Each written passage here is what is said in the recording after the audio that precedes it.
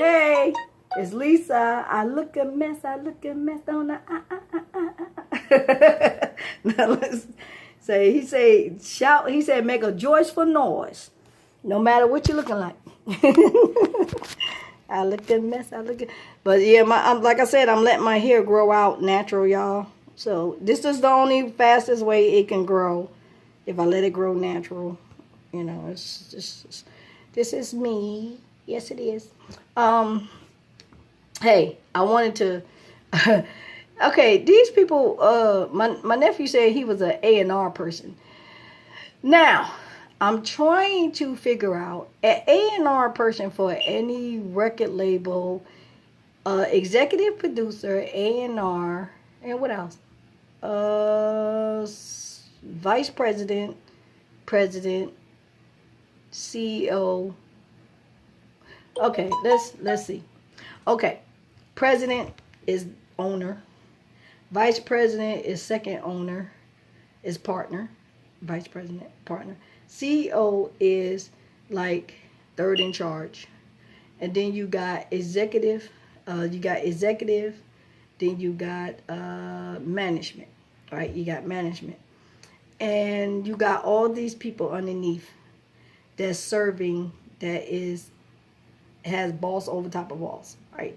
Then you got the workers. So you got A&R, you got producers, and you got managers, road managers. They manager on the set, and they engineers, recording engineers. So you got A&R, producers, managers, music engineers, recording engineers. So you got four underneath all of those. So you got you got photographer,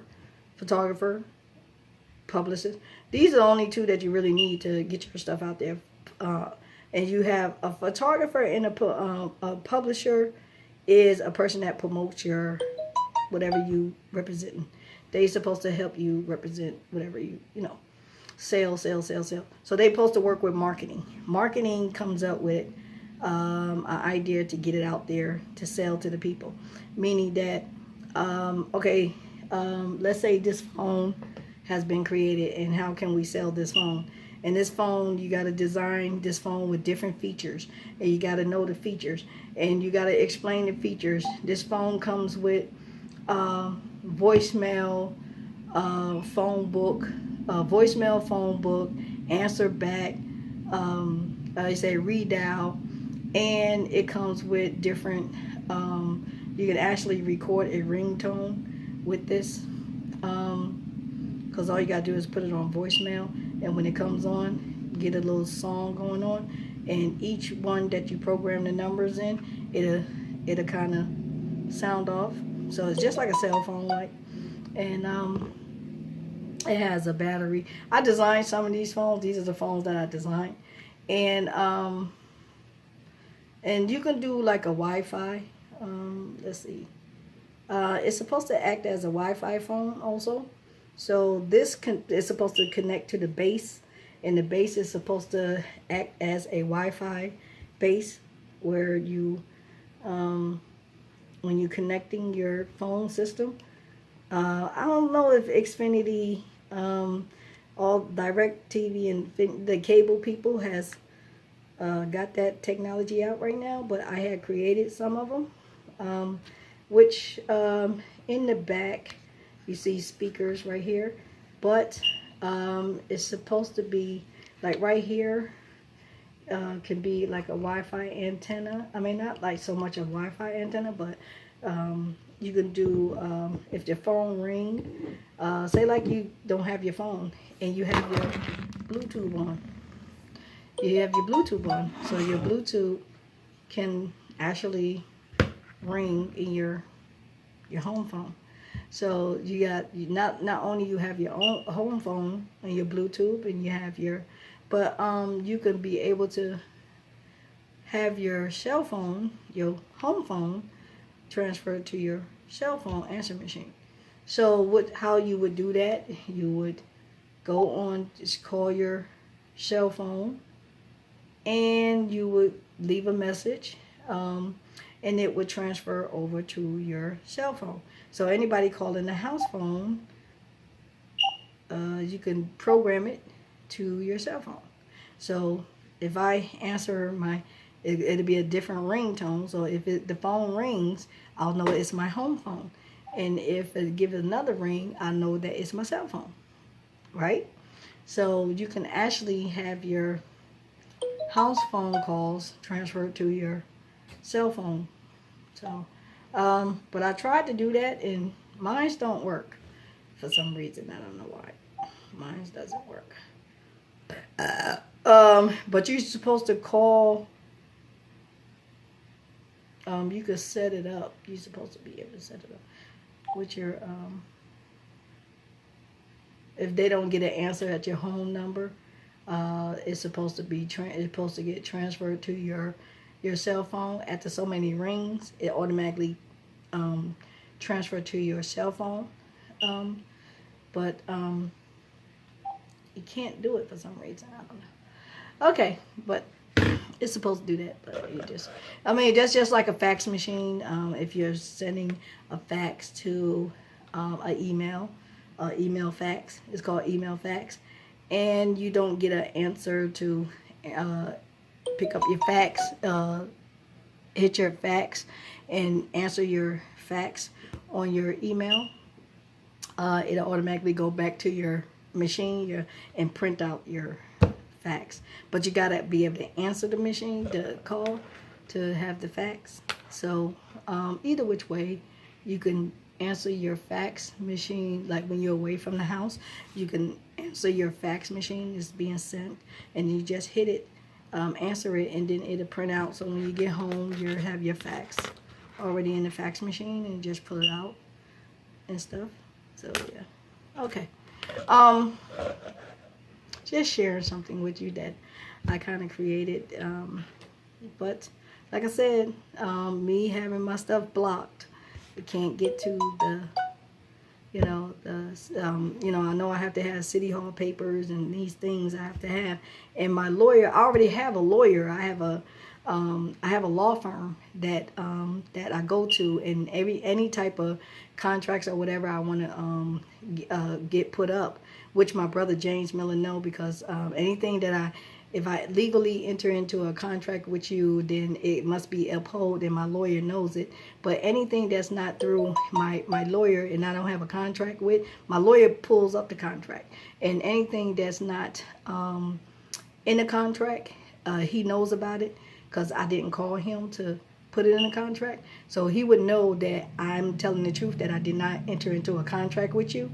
So so I guess people would try their luck to do that. But my lawyer really do know. So if I have not called my lawyer and say, run up these papers, get these papers up, send them to me, and let me look them over, and then I'll sign, and then he'll send a copy to you, and you sign, and we enter into an agreement contract, and then that's how it works. But other than that, if it doesn't work, if I have not done that, my lawyer know to go after you, because you lied. You took money from me that you should not have. So Coleman and Davis know to go get them. They like pit bulls, go get them. So that goes to my family too. They go after, because they already know the history of my family now.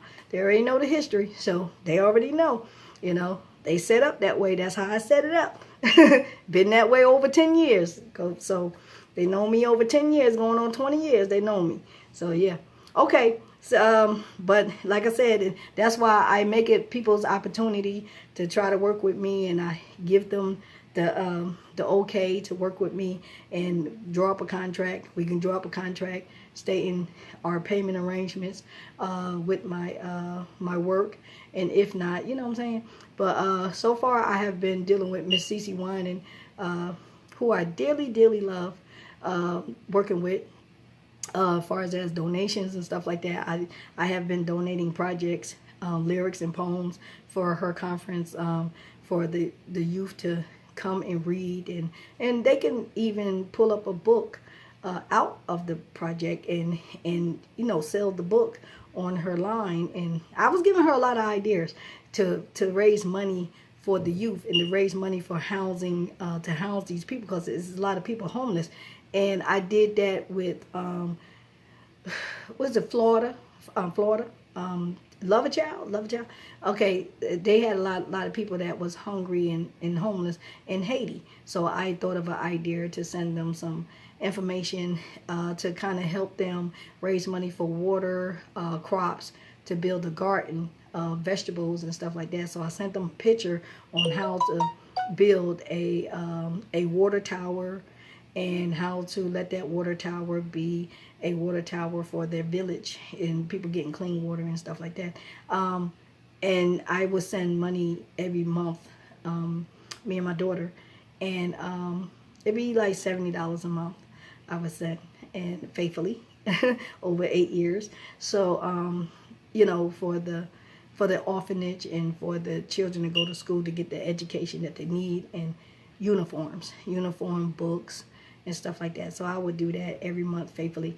And we have our church deals with senior citizens. So we deal with the church with the senior citizens, and they go by once a month, giving them the supplies that they need. You know, senior citizens that does not have family members. So we kind of adopt them and come in and give them the word, and give them like personals, make sure they have personal socks, soap, and underwears and stuff like that. We kind of make sure that we would ask the nursing home managers. We would ask the nurses and stuff, what do they need, what they're in need of, and we would come together and do little packages and stuff like that. And we adopted some soldiers, and where that we do the packages. I was in the nursing home at the time. We adopted some soldiers, and those that didn't have family members for the holidays, we would adopt them, and we would send them holiday packages. So that's how we did it. And I just continued it when I went home from the nursing home. I just continued it through Purple Heart, and I would adopt Purple Heart, and we would send, me and my daughter would send clothes to families that didn't have, or dealing with homelessness, or dealing with they didn't have income and stuff like that. So that's how we did it in Inkster. And then I would try to, in Romulus, Westland rather. Our church was in Westland. Yeah, it's in Westland. Our church is in Westland. One of the other churches is in Westland. Our church is in Westland. One of the churches anyway is in Westland. And I tried to produce a CD, like a couple of songs, where that fundraising for the vans for senior citizens and the youth. Because I used to tell my friend, if you send the kids to church, the van will come and pick them up. But she said the church didn't have a van. So I said, oh Lord, some churches do have vans, but this one particular, I was kind of bummed out, because I said, it's in Belleville. They normally have everything, but she said they didn't have a van, but she had got in contact with me again. She said, they got a van. I said, oh, okay. So they would come and get Marquise and AJ for church. She didn't want to go to church, but I said, send your kids to church. That's what I do with my daughter. The church come and get my daughter. So I was trying to figure out, did the church have a van? And I looked in the parking lot. Our church didn't even have a van. I was like, oh my God. So I've been in this church, when I got into the thing, it was over, I think, a year or 2 years. It was 2 years I was going to the church, and I ended up being hospitalized in May, and the church came out to visit me and pray with my family and stuff like that. So I was praying to God to kind of watch over the church and bless the church and make sure the church increase. And I was always praying for the church to increase for years. Always praying for the church to increase. But this is how I kind of asked God to me blessing the church. Church bless me, and help my family and help us stay strong and stuff like that. So you want to give back, you give back to the community. So those who didn't have a way to go to church, the community, the church was the one to come out and get the kids, the vans and stuff. But yeah, but I call myself asking the churches to kind of help one another, come in together and help one another. If one church need a van, you ship that from the CD project, you ship that money to that church. And then if the other church needs something, then you ship the money to that church. And you know what I'm saying? It's helping your brethren, you know, who's in need. So if any type of church is in need, that's what you do. You know what I'm saying? So I just kind of figured that way with, you know, that's what the Lord gave me to do. But for some reason, somebody, you know, I don't know. I guess they said I did something wrong, or I didn't have the right to do that. But I kind of figured it's the projects. I was donating the projects, you know what I'm saying? So I was online and I was donating. It wasn't like I was coming empty-handed and giving them an idea. I actually came with something and tried to get the choirs to, you know, sing and record, and I was going to pay the recording fees, and so that they can, I could run it to, you know, Miss Cece, you know, demo. It's like demos, and then when whatever they make, they send it through whatever the churches need, or you know what I'm saying. So but for some reason, somebody said I was doing something wrong, and I said, well, I apologize. I apologize to the pastor. I said I didn't mean to do anything wrong. I said I was just going along with the Spirit was telling me to do, and the Spirit was telling me to call and ask for, you know, as the projects went on, me sending the projects out, you know, and I gave his wife the CD, and I let his family listen to the CD that me and my daughter recorded, and then I sent another DVD to the Winans family and asked them, what do you think? Mike Atkins, or whoever that was the president, vice president of Pearl Spring, and I said, tell me what you think, you know what I'm saying? So I was going to send more to them to raise money to help the people that was in need. You know, it was a lot of youth that was in need. So I said, hey, look, they selling the albums. We need to get with them. And I just thought that if I can do that and help the community, that's all I was doing. But somebody said I was doing something wrong, and I said, well, Lord, I know I didn't do anything wrong. I know I followed your instructions to the T. I don't know what happened, but you know, whatever happened. But I did say I apologize if I done anything to you, if I done anything wrong that you feel as though I was out of line. But I said I will not apologize for what the Lord told me to do. That's what I said. You know, so. But you can take it from there. I mean, if y'all still want projects from me, Sky Dream Lyrics Production, I got like six libraries ready, lock and load, ready to go, ready to be recorded. So I don't know what churches is out there though, because like I said, I was already dealing with the churches that I dealt with down here in Michigan, you know, and that's when I wrote Miss Cece. I've been dealing with her since 2003, you know, asking, you know, for projects and to do a project for me to help youth, you know, the youth, you know. So I guess she got people involved that I had already written letters to. And I think Mark Dixon knew about the projects, because I was talking to Mark Dixon. Later on, he said that he knew the Clark sisters, that he do projects with them. And somebody said they knew James Fortune. I think Trisha, my niece, Trisha, and Trisha Anderson. She said that her daughter's godmother sings with, I think, James Fortune or Ricky Diller or something, one of them. But I asked her, I said, if there's anything that she needs from Sky Dream, just let her know, and I'll be happy to have her do something. But it got to be for the youth, and to help the youth and help the families and stuff like that, the community basically. So so she understood, my niece Trisha understood, and I told her what I was doing, and basically me and my daughter was trying to help people who was coming to us and saying they didn't have food and they couldn't afford rent and stuff like that, utilities. So I was going to set it up with DTE to try to raise money for the community of anybody who needed funding or whatever. But I don't know, you know, I know my landlord would have, you know, because I asked him to put a big box in, and he did it. You know what I'm saying? So I know my landlord would have, you know, he's a lawyer. He's a real estate lawyer. So I know he would have went along with it, like people helping people who couldn't afford rent and helping people. I know he would have probably found somebody to do some projects and stuff.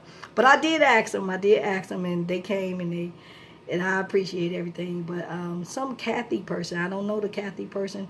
I don't know. Only one I know is Cartel. So I don't know if Cartel know Kathy. I don't know if they actually know each other, Cartel and Kathy.